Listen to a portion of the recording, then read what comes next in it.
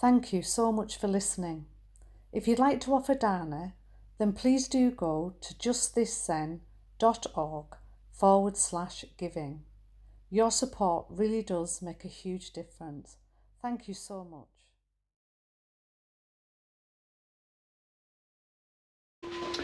Good morning.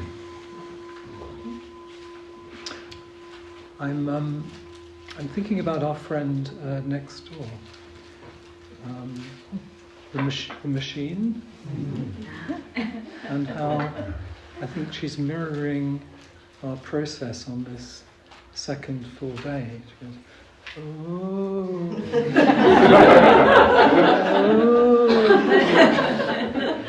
and then she goes quiet for a little bit. Sometimes for a long time. Sometimes there's a pause, and then it's. Oh. So I feel an affinity with her. I don't know what she's doing, but she's mirroring something for us. So I don't know whether you remember the 1979 Monty Python film, The Life of Brian. And there's a scene in it where a group of people are standing towards the back of the gathering when Jesus shares the Beatitudes on the Sermon on the Mount. And Jesus has just shared the 9th Beatitude. Blessed are the peacemakers, for they shall be called sons of God. When a woman shouts to Jesus, "Speak up!" and her son, embarrassed, says softly, "Quiet, Mum." "Well, I can't hear a thing." And this often happens with my talks. Then someone in the crowd asks, "What's he saying?" And a man turns round and says, "I think it was blessed are the cheesemakers." And the woman asks, "Well, what's so special about the cheesemakers?" And a man in a rather pompous manner says, "Well, it's obviously not to be taken literally. It refers to any manufacturer of dairy products."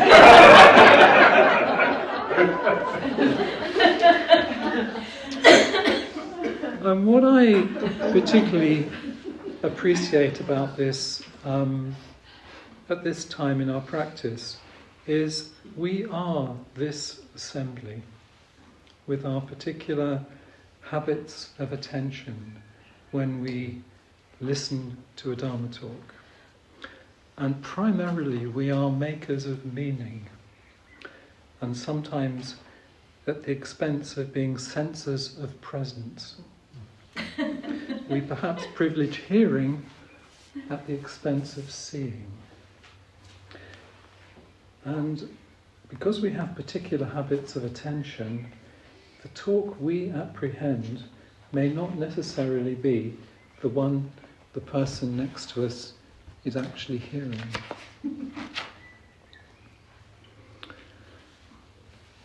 I have particular habits of attention.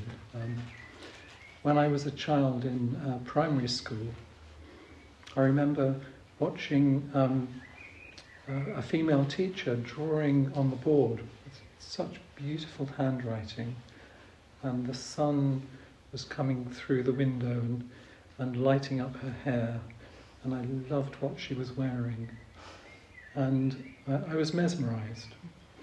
And then when she turned round and said, "You all know what you're doing, don't you?" I had no idea. So my tendency is to look for presence rather than meaning.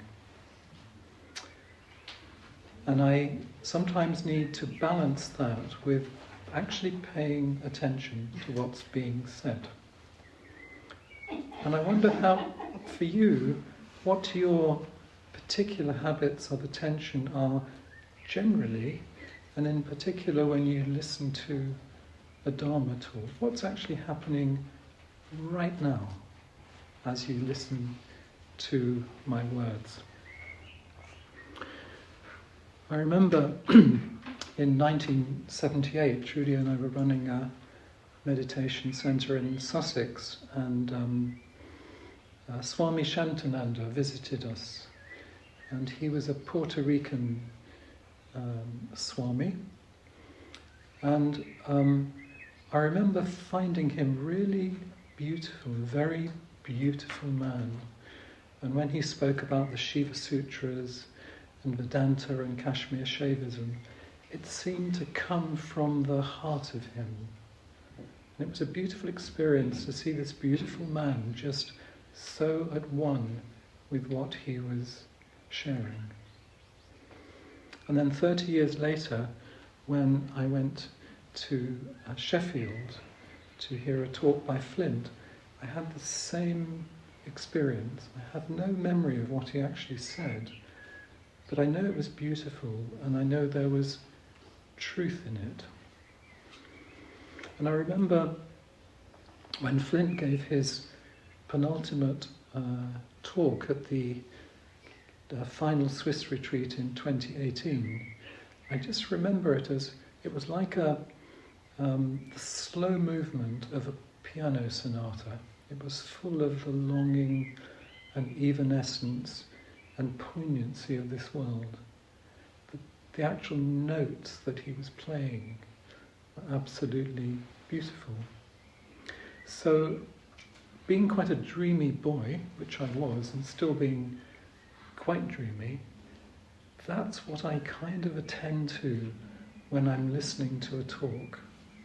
And then I run another channel where I'm taking in what's being said. But I tend to remember how it was rather than what was said. So I think it's interesting to turn towards ourselves and wonder what it is we apprehend when we are listening to a Dharma talk or moving through our practice. Moving on to blossoms and flowers. There was once a lift experiment in a block of a building with a lift, and there was a camera at each lift door. And to begin with, it photographed people in their spatial relationships as the door opened, how people were in relation to each other. So there was a series of photographs of spatial relationships. And then somebody with an abundant bunch of flowers got into the lift, and they made the same series of photographs showing spatial relationships. And people were much, much closer to each other and closer to the person with the flowers. And I wonder if for you, if you see somebody with flowers, you often smile, or you're often drawn to them, or you want to get close, or you feel a sense of safety and wonder. But it kind of demonstrated the power of the presence of flowers and somebody with flowers. So on Saturday, and I see this as a series of very slow moving images. There were 3 or 4 of us in the dining room, and Ra walked in with buckets of flowers. And so we hadn't seen her for some time, and so there was Ra, the plum blossom, and all these beautiful flowers. And so there was a kind of moment of, oh, this is just wondrous. And it points to, I think, the statement in section 7 of Plum Blossoms so perfectly. And this is, each face is filled with taking up the flower. Each face is filled with taking up the flower. Each blossom is filled with breaking into a smile. There is no separation between the blossom and the people. It was a moment of oneness. And I'm thinking of this as one of the most beautiful things I've ever read in our practice. It feels like it is the practice. It is the practice of freedom. And I wonder if you look at the text yourself, if there's a line as you move through this week which actually takes you into it, so you can live in this fascicle. Because I don't think it's something that we can study, because Dogen exists within it, and so you have to find your way into it through a little opening of a phrase, and then you're in, and then you can swim around it and find other things that speak to you. And this one really speaks to me. Each face is filled with taking up the flower. Each blossom is filled with breaking into a smile. So in section 2 of the fascicle, there are some, and in section 9, there are some statements about the eyeball. You will have come across Buddha's eyeball in this text. So in section 2, it says, it forms spring, it forms winter, it arouses wind and wild rain, it is the head of a patch-robed monk, it is the eyeball of an ancient Buddha. And in section 9 it says, to see Buddha is to become Buddha. To see Buddha is to become Buddha. And then there's this one. Seeing Shakyamuni Buddha is not just seeing Buddha, but seeing Shakyamuni Buddha seeing himself. Seeing Buddha seeing himself. And I would add to that, it's not just seeing Buddha, but seeing Buddha seeing himself, seeing Buddha. It goes in and it comes out. And I wonder if that's one of the keys to the whole practice. Until we can see ourselves as Buddha, we will not see the world and other people as Buddha. It's a profound, profound statement. It's not just seeing Buddha, but seeing Shakyamuni Buddha, seeing himself, seeing him in the process of being and seeing himself.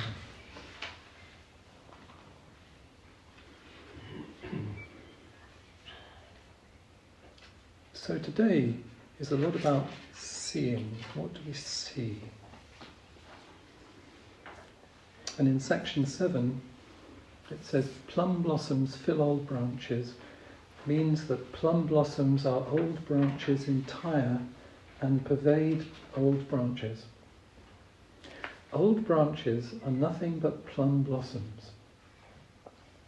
In this way, blossoms and branches merge. Blossoms and branches are born of the same moment. At once blossoms and branches are filled, because blossoms and branches are filled as one.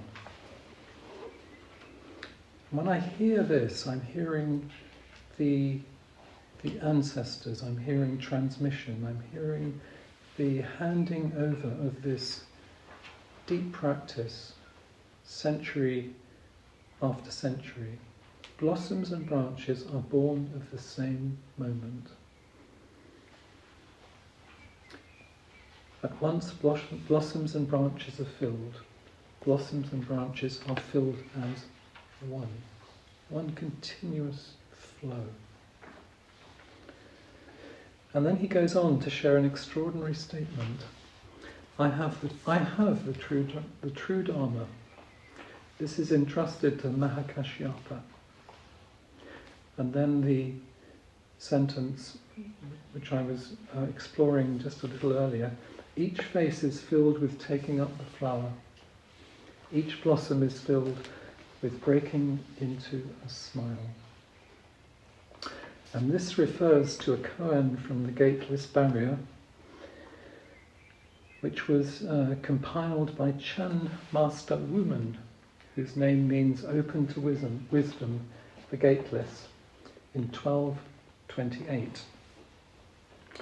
And Gyugo has written a wonderful series of commentaries on the Gateless Barrier, passing through the Gateless Barrier, koan practice for real life.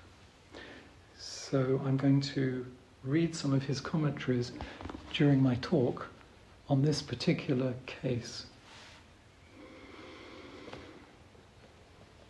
So the Gateless Barrier offers 48 entryways to wake up to your life. These entryways are presented as a barrier or checkpoint at a gate. So here's another barrier, maybe a slightly different flavour of barrier from yesterday. The truth is, there is no gate or barrier. There is no gate. Where you feel stuck is precisely where you realise awakening or freedom. The main message of this work is clear. You are already free. We are already free.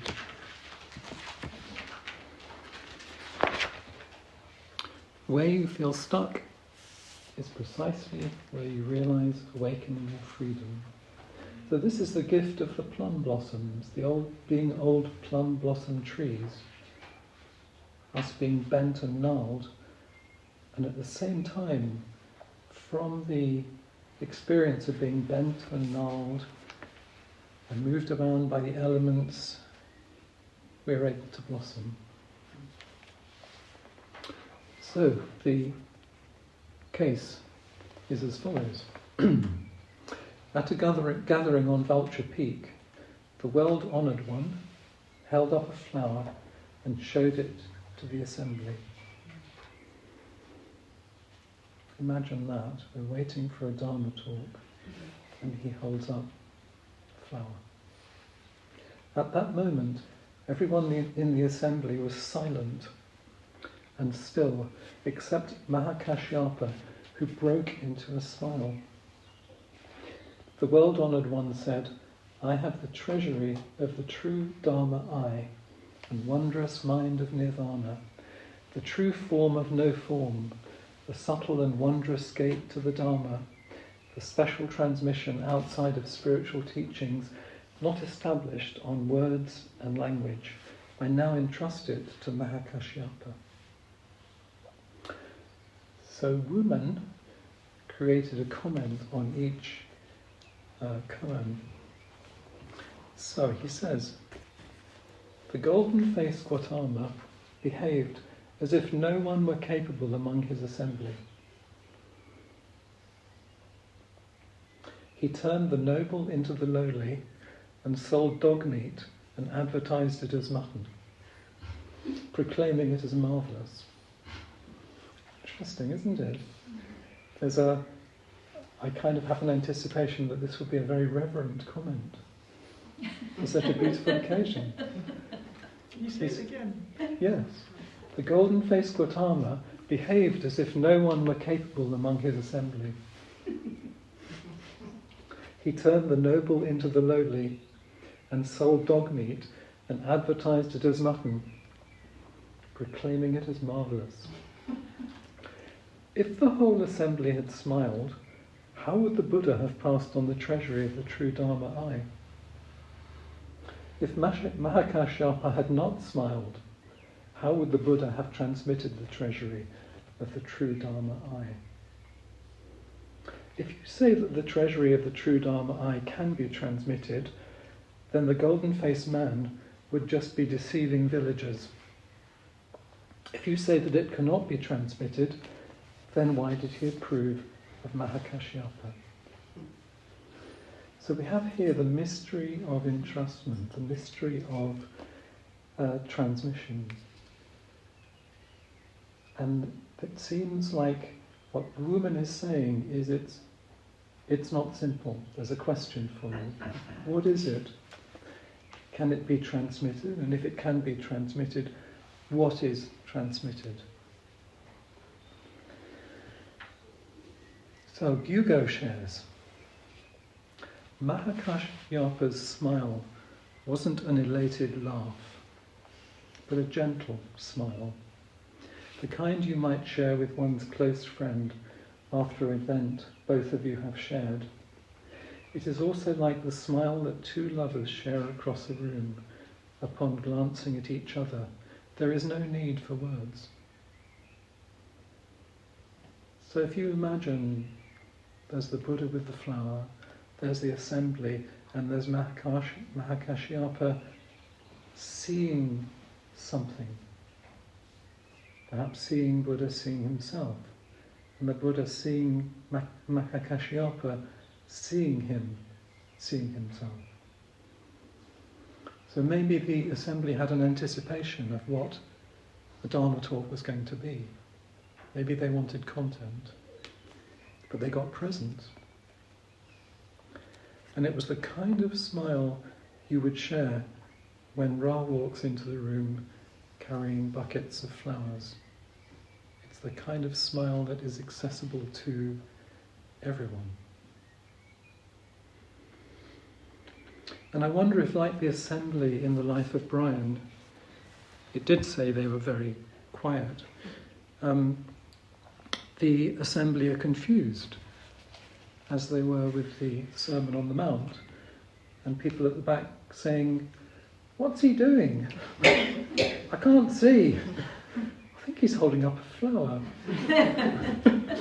And then the pompous person says, "Floristry is much associated with deep spiritual wisdom."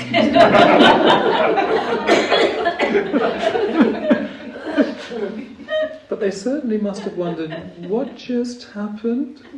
He's just offered transmission to Mahakashyapa. What is going on?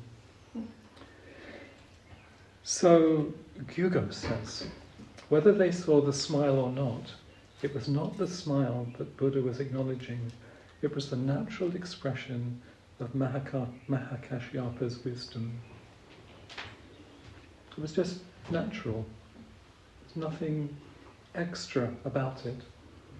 You hold up a flower and you smile.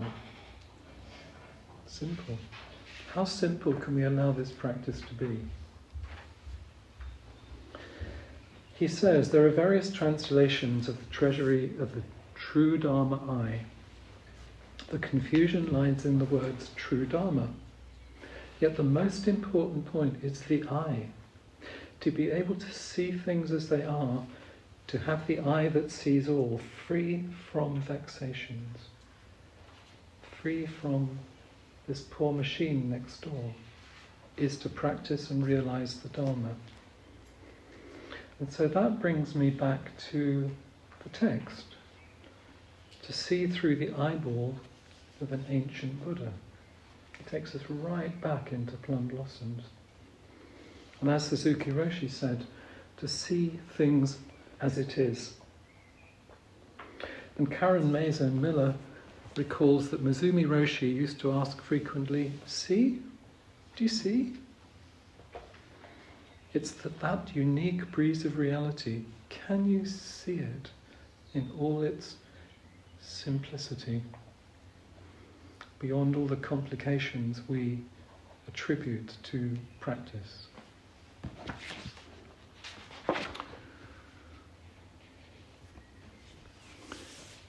Gyugo says, the treasury of the true Dharma eye, the wondrous mind of nirvana, the true form of no form, the subtle and wondrous gate of the Dharma, the special transmission outside the spiritual teachings, not established on words and language, are already transmitted right here. They're right here.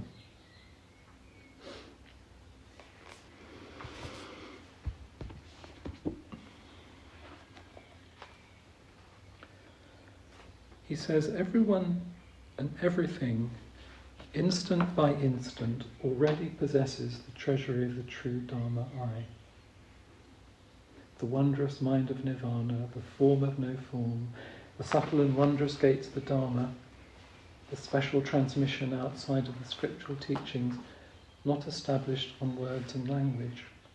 What the Buddha did was merely point out the obvious. Just pointing out the obvious. And everyone, apart from Mahakashyapa, is just puzzled because it's so simple. It would be like trying to sell you water even though you are already holding a full bottle. Please do not turn the noble into the lowly and sell dog meat and advertise it as mutton. Don't substitute your freedom, our freedom, for bondage.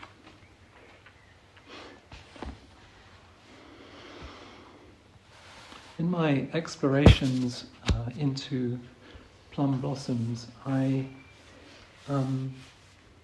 came across Katagiri Roshi's last Rohatsu talk before he died, and he chose to talk about plum blossoms, and he talks about the transmission process, the transmission ceremony.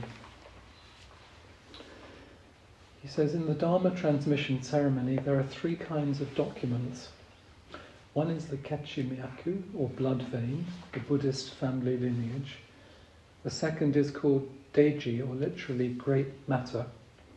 It is an expression of the philosophical background for Dharma transmission, manifested through a diagram.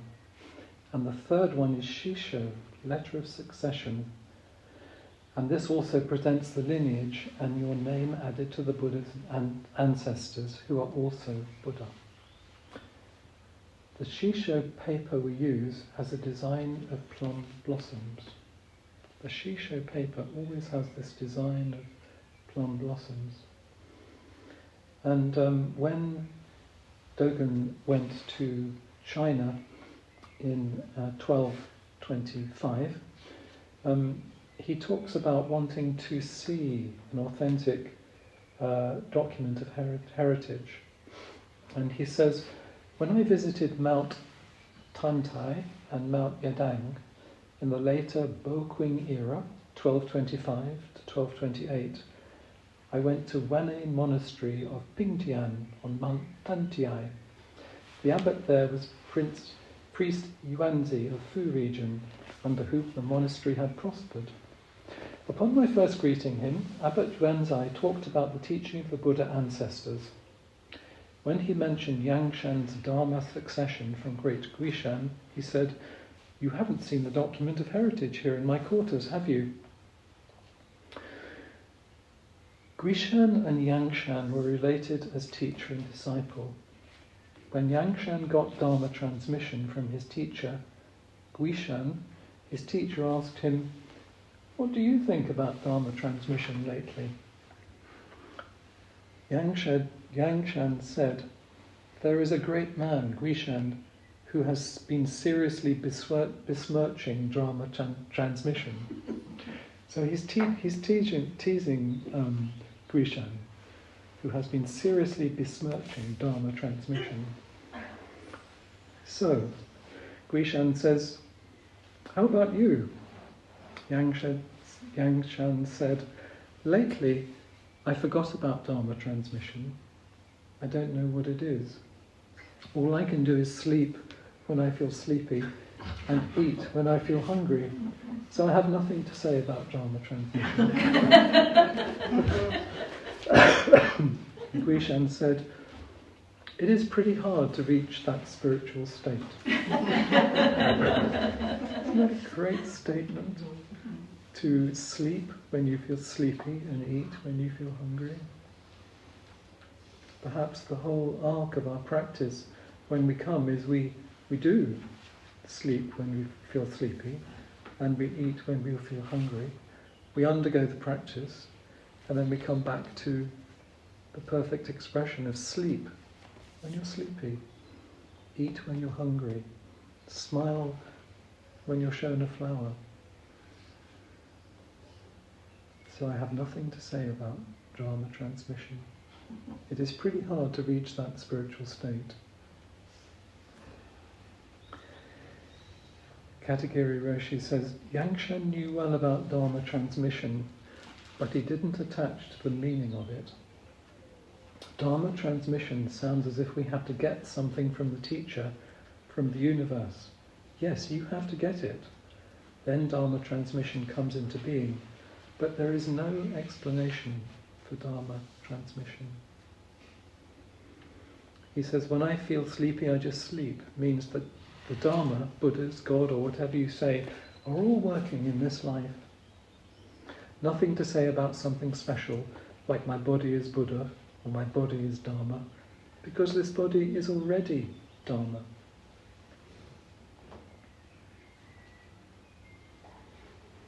I'm just moving towards some conclusion now. I love this.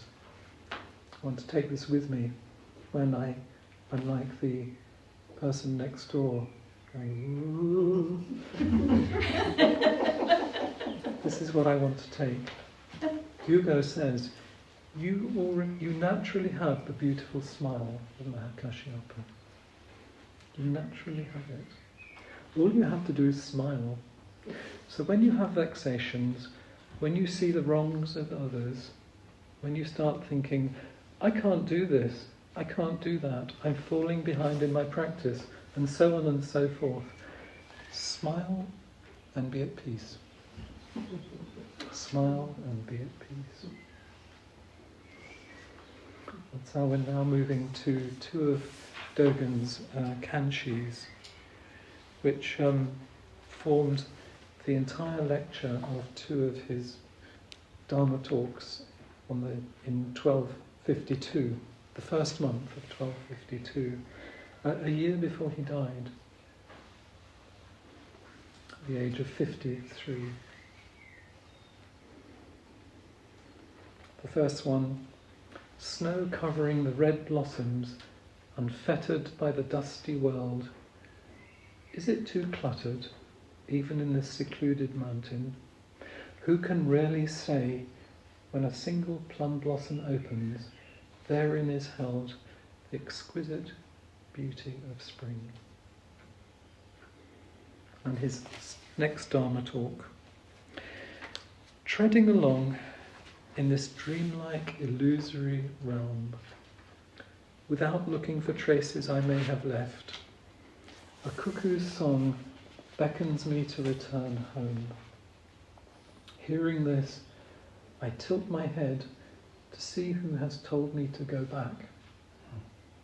But do not ask me where I am going, as I travel in this limitless world where every step I take is my home. I'll read the last one again.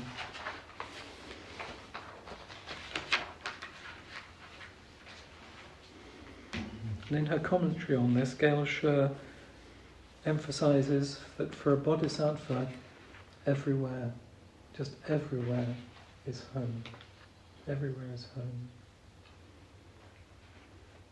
Treading along in this dreamlike, illusory realm, without looking for traces I may have left, a cuckoo's song beckons me to return home.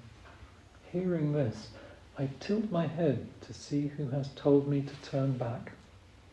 But do not ask me where I am going, as I travel in this limitless world where every step I take is my home.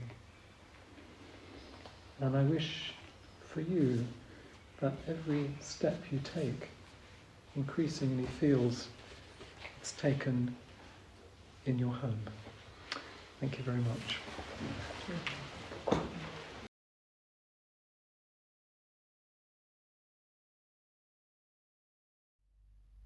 Thank you so much for listening. If you'd like to offer dana, then please do go to justthiszen.org/giving. Your support really does make a huge difference. Thank you so much.